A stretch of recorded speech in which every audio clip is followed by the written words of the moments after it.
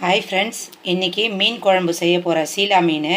அதுக்கு கடாய் அடுப்பில் வச்சாச்சு. நல்லெண்ணெய் ஊற்றிக்கிறேன். அதுக்கு ஒரு அரை டீஸ்பூன் கடுகு, ஒரு 1/4 டீஸ்பூன் வெந்தயம், ஒரு 1/4 டீஸ்பூன் சீரகம் எல்லாத்தையும் ஆட் பண்ண காஞ்சிச்சு. இப்போ இதில் வெங்காயம் ஆட் பண்ணிக்கிறேன். வெங்காயம் ஆட் பண்ணி நல்லா வதக்கலாம். வதங்க தேவையான கல் உப்பு ஆட் பண்ணிக்கிட்டேன். இப்போ நல்லா வதங்கட்டும். நல்லா வதங்கிடுச்சு.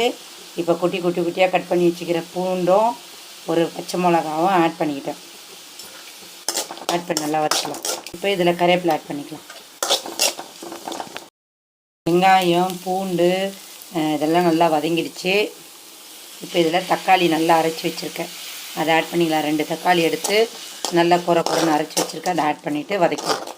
தக்காளி பூண்டெல்லாம் நல்லா வதங்கிடுச்சு. இப்போ இதில் குழம்பு மிளகாய் தூள் ஒரு 2 ஸ்பூன் ஆட் பண்ணிக்கிறேன். மஞ்சாத்தூள் ஒரு 1/4 ஸ்பூன் ஆட் பண்ணிக்கிறேன். இப்போ எல்லாம் இது வதக்கலாம். பச்சை வெங்காயம் தக்காளி மசாலாலாம் நல்லா பச்சை வாசனை போயிடுச்சு. இப்போ ஒரு சின்ன லெமன் சைஸு புளி ஊற வச்சுருந்தோம். அதை கரைச்சி வச்சுருக்கேன். ஏன்னா இது புது புளி, அதனால் கலர் இப்படி இருக்குது. புளி தண்ணி ஆட் பண்ணிட்டேன். நல்லா புளி கொதித்து அந்த புளியோட வாசனைலாம் போயிட்டோம். மீன் குழம்புக்கு தேவையான தேங்காய் எடுத்தாச்சு. இது மிக்ஸி ஜாரில் போட்டு நைஸாக பேஸ்ட் மாதிரி அரைச்சிக்கலாம். மிளகாய் வாசனைலாம் நல்லா போயிடுச்சு. இப்போ இதில் தேங்காய் அரைச்சி ஊற்றிக்கலாம். ஒரு 2 கொதி வந்தோடனே மீன் ஆட் பண்ணிக்கலாம்.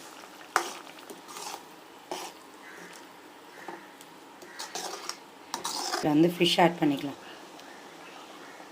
கொச்சிச்சு. இப்போ இதில் ஃபிஷ் ஆட் பண்ணிக்கலாம். சீலா மீன்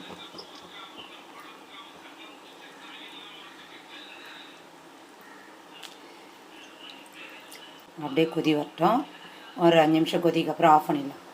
ஃபிஷ்ஷு போட்டோம், நல்லா வெந்துடுச்சு. இப்போ இது மேலே கொத்தமல்லி தூவி மூடி வச்சிடலாம்.